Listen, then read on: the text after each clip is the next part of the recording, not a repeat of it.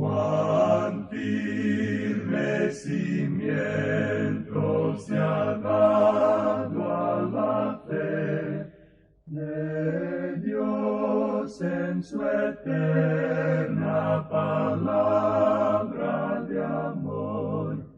Con el propósito de compartir con usted las inmutables verdades de la palabra de Dios, presentamos A través de la Biblia, un estudio detallado y sistemático de toda la Biblia que le ayudará a conocer lo que Dios ha revelado para nuestro provecho espiritual.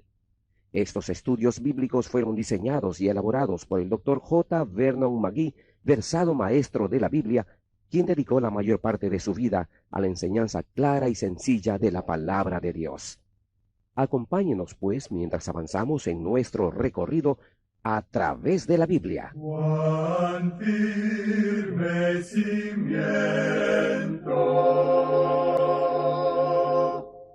la palabra de Dios. Es un gozo estar nuevamente con usted, amigo oyente, para traerle otro estudio de la serie A través de la Biblia. Continuamos hoy estudiando el primer capítulo del libro de Esdras, y esperamos que en esta ocasión encontremos en la palabra de Dios un mensaje directo para cada uno de nosotros. Como decíamos en nuestro programa anterior, en los primeros 6 capítulos de Esdras, tenemos el regreso de Babilonia del remanente judío bajo el liderazgo de Zorobabel. En el primer capítulo tenemos la restauración del templo por un decreto del rey Ciro, es decir, él dio un decreto para que tuviera lugar la restauración del templo. Al final de nuestro programa anterior estábamos considerando el hecho de que en este libro se le llama a Dios el Dios de los cielos. Y eso también sucede, dijimos, en Nehemías, así como en el libro de Daniel. Él es el Dios de los cielos. Este es el nombre por el cual Él es conocido en esta serie de libros que hemos indicado. Fue el título que Él tomó cuando quitó su nombre de la tierra y cuando entregó a su pueblo en las manos de los gentiles y los envió al cautiverio en Babilonia. Y como dijo Oseas, regresó a su lugar en los cielos. Él abandonó el templo en Jerusalén, disolvió el poder teocrático y llegó a ser el Dios de los cielos. Y aún hoy Él es eso para su pueblo antiguo, y permanecerá así hasta cuando regrese a Jerusalén para establecer su trono allí como el Señor de toda la tierra. Y Jerusalén entonces será la ciudad del gran rey. Ahora dijimos que Ciro indicaba aquí algo de una manera muy definida. Dice, el Dios de los cielos me ha mandado que le edifique casa en Jerusalén. O sea que él está diciendo que el Dios de los cielos se lo había mandado. Este rey Ciro, dijimos al final de nuestro programa anterior, aparentemente a través del ministerio de Daniel, había llegado al conocimiento del Dios vivo y verdadero. Y vimos que Dios le había mandado a él que hiciera esto, o sea que edificar el templo, pero él no había mandado a la gente a que regresara a Jerusalén. A ellos se les dio permiso para hacerlo. Aquellos que no regresaban, se les dijo que hicieran ofrendas de plata y oro, de bienes y de ganados, así como de otras cosas de valor que pudieran ayudar a aquellos que regresaban a Jerusalén a cumplir con ese mandamiento de edificar allí, o sea, de reedificar el templo.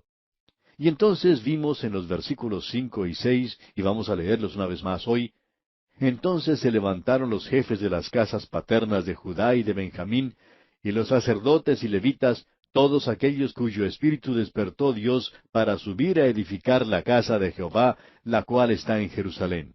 Y todos los que estaban en sus alrededores les ayudaron con plata y oro, con bienes y ganado, y con cosas preciosas, además de todo lo que se ofreció voluntariamente.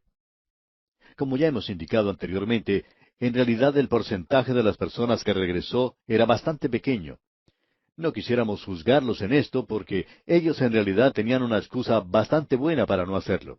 Pero aparentemente era la voluntad de Dios que ellos regresaran y algunos eligieron no hacerlo. Ellos ya estaban bien establecidos en Babilonia. Pensamos que muchos de ellos estaban prosperando económicamente y estaban disfrutando de las comodidades de una sociedad rica como la de Babilonia. Muchos de ellos se habían enriquecido, por tanto, decidieron permanecer en ese lugar. Quizá habían pensado que esa era la voluntad de Dios para ellos, o que todavía no era el tiempo para que ellos regresaran. Por tanto, no podemos decir que esas personas estaban fuera de la voluntad de Dios. Pero sí sabemos que más adelante algo muy destacado ocurrió con aquellas personas que permanecieron en esa tierra, como lo podremos apreciar en el libro de Esther. La historia esa no es muy linda, que digamos. En realidad, ellos estaban definitivamente fuera de la voluntad de Dios. Pero hay una cosa que puede decirse aquí, y es que aparentemente no había un espíritu de enemistad o de juicio entre los dos grupos. Es decir, aquellos que regresaron y los que no lo hicieron. Aquellos que se quedaron ayudaron a sus hermanos a que regresaran. Y se nos dice entonces en el versículo 6, y todos los que estaban en sus alrededores les ayudaron con plata y oro, con bienes y ganado, y con cosas preciosas, además de todo lo que se ofreció voluntariamente. Esas eran las cosas que necesitaban, y esto es algo bastante interesante. Creemos que no todos son llamados en el día de hoy a salir como misioneros. Hay algunos que no son llamados a salir, a dejar su tierra e ir a una nación extranjera. Ahora Dios ha enviado a gente maravillosa al campo misionero. Pero porque Dios no haya llamado a algunos, no quiere decir que los demás no deben apoyar a aquellos que han salido. Nosotros, amigo oyente, debemos apoyar a aquellos que han ido al campo misionero porque están haciendo una obra muy destacada. Tenemos que estar en la retaguardia, por así decirlo, y ayudarlos con nuestras oraciones y con nuestro apoyo financiero. También pensamos que debemos recordar a aquellos que están en el frente de la lucha y que están entregando la palabra de Dios. No damos ninguna excusa por eso. Sentimos que en el día de hoy tenemos el derecho de pedir. Pablo decía que él tenía el derecho de pedir. Usted recuerda que lo dijo allá en la primera carta a los Corintios. Él nunca vaciló en mencionar el hecho de que ya que él estaba predicando la palabra de Dios, los demás debían ayudarle. Así es que en el día de hoy, amigo oyente, Dios nos ha llamado a ser socios en esta tremenda empresa de predicar la palabra de Dios. Se ha dicho, y creemos que tenemos la información correcta, que por cada soldado que sale a la guerra, hay 10 que lo están apoyando, preparando el material que él necesita, la comida, sus ropas, la atención médica y, por supuesto, las municiones que necesita para la batalla. Por tanto, pensamos que eso es también algo real en el ejército de Dios. Ahora, la gente que no regresó sentían la responsabilidad y, por tanto, se consideraban socios de aquellos hermanos que habían regresado. Hablando honradamente, tenemos que decir que el grupo que regresó era de la gente más pobre, los levitas. Ellos eran personas humildes. Pero recuerde que se nos dice allá en el Salmo 25, versículo 9, encaminará a los humildes por el juicio y enseñará a los mansos su carrera. Y ellos eran los que tenían el entendimiento de lo que estaba ocurriendo en esos días y regresaron a su tierra. Bien, continuemos ahora leyendo el versículo 7 de este primer capítulo de Esdras. Y el rey Ciro sacó los utensilios de la casa de Jehová, que Nabucodonosor había sacado de Jerusalén, y los había puesto en la casa de sus dioses. ¿Cómo llegó Ciro a obtener esos implementos? Bueno, había un general antes de Ciro que se llamaba Gobrias. Él se apoderó una noche de Babilonia, cuando la gente estaba disfrutando de un banquete, y sacó todos esos utensilios que ellos habían tomado de la casa de Dios. Era la fiesta de Belsasar, y este general los había capturado a todos en aquella noche. Esos utensilios se habían guardado y permanecido bajo la custodia de los reyes de Persia. Estaban en las manos del rey Ciro porque Dios así lo había deseado. Ahora estos utensilios santos, es decir, utensilios dedicados a Dios, se vuelven a colocar en las manos de los sacerdotes y levitas que estaban regresando a su tierra. Y se nos dice en los versículos 8 al 10, los sacó pues Ciro, rey de Persia, por mano de Mitrídates tesorero, el cual los dio por cuenta a Sesbazar, príncipe de Judá. Y esta es la cuenta de ellos: 30 tazones de oro, 1000 tazones de plata, 29 cuchillos, 30 tazas de oro, otras 410 tazas de plata, y otros 1000 utensilios. Como podemos apreciar, había aquí un cuantioso tesoro. Luego se nos dice en el versículo 11, todos los utensilios de oro y de plata eran 5400. Todos los hizo llevar Sesbazar con los que subieron del cautiverio de Babilonia a Jerusalén. Es así que todo esto es enviado de regreso a Jerusalén. Al llegar ahora al capítulo 2, vemos que el retorno del pueblo tiene lugar bajo la dirección de Zorobabel. Notemos lo que nos dice el primer versículo del capítulo 2 del libro de Esdras. Estos son los hijos de la provincia que subieron del cautiverio, de aquellos que Nabucodonosor, rey de Babilonia, había llevado cautivos a Babilonia, y que volvieron a Jerusalén y a Judá, cada uno a su ciudad. Aquí encontramos un detalle de aquellos que regresaron, y es una lista bastante larga. Y vamos a fijarnos nada más que en el comienzo, ya que no creemos que vayamos a leer todo lo que aquí se dice. Pero quisiéramos que usted note la última parte de este versículo 1, que dice que ellos eran aquellos que habían sido llevados cautivos a Babilonia y que volvieron a Jerusalén y a Judá, cada uno a su ciudad. Siguiendo ahora con el versículo 2 leemos, los cuales vinieron con Zorobabel, Jesúa, Nehemías, Seraías, Reelaías, Mardoqueo, Bilsán, Mispar, Bigvai, Rehum y Baana. El número de los varones del pueblo de Israel. Se nos presenta aquí la lista de aquellos que regresaron. No vamos a intentar leer todos esos nombres, ya que sería una tarea bastante difícil el tratar de pronunciar todos esos nombres allí mencionados. Los nombres hebreos ya eran bastante difíciles hasta el momento del cautiverio, y ellos se complicaron más aún, porque ahora se han incluido nombres que pertenecían a los idiomas persa y de Babilonia. Vemos que aquí se menciona a Nehemías y a Mardoqueo. Y queremos aclarar que este Nehemías aquí mencionado no es el mismo que escribió el libro que sigue en la Biblia, porque aquel Nehemías no regresó al comienzo, sino que lo hizo mucho más tarde y no para quedarse. Él llegó a Jerusalén para realizar una tarea bastante importante, y esa era la de reedificar los muros de la ciudad. Luego, el Mardoqueo que aquí se menciona no es el mismo tampoco que está en el libro de Esther, y por tanto pasaremos por alto todo esto. Cuando uno pasa algún tiempo observando esta lista, puede notar algunas cosas muy interesantes. En realidad, uno podría pasarse mucho tiempo aquí y sacar algo de valor. Por ejemplo, en el versículo 23 de este capítulo 2 de Esdras, vemos que regresaron, dice, los varones de Anatot, 128. Bastantes fueron los que regresaron. Ahora, ¿qué podemos decir de Anatot? Bueno, era una pequeña ciudad en donde Jeremías había comprado un campo. Era su ciudad. Usted recordará que en su día ellos estaban próximos a ser llevados en cautiverio. No llamaríamos a esto una buena inversión. Ellos estaban listos para ser llevados cautivos y otras personas se iban a apoderar del lugar. Uno podría irse a la quiebra haciendo eso. Ahora, ¿qué seguridad tenía uno del futuro? En el día de hoy podemos notar muchas propagandas que dicen que usted puede comprar bienes raíces como una inversión porque tienen un futuro maravilloso. Bien, Jeremías compró esto, pero no parecía tener un gran futuro ese lugar. Sin embargo, lo tuvo. Y esa es la razón por la cual Dios le indicó a él que lo comprara, porque ellos iban a regresar. Así es que los varones de Anatot tenían la escritura para esa propiedad y la podían reclamar porque Jeremías la había comprado y se las había dado. Parecería algo bastante ridículo en los días de Jeremías, y estamos seguros que los expertos en bienes raíces le habrían aconsejado que no la comprara, pero él no los escuchó. Usted puede leer esta historia allá en el capítulo 32 del libro de Jeremías. Por supuesto que nosotros más adelante vamos a poder comentar sobre esto. Así que es muy interesante poder leer aquí que los hombres de Anatot regresaban para reclamar sus posesiones, y qué hermoso es esto. Es algo de donde podemos sacar hermosas lecciones espirituales. Usted puede notar también que uno puede tener parte en esta gran empresa. Algunos han regresado para reedificar el templo. Otros han sido llamados para predicar la palabra de Dios. Algunos han sido llamados para salir como misioneros. Pero esto no le quita que los demás creyentes no tengan responsabilidades. Ellos también tienen sus responsabilidades.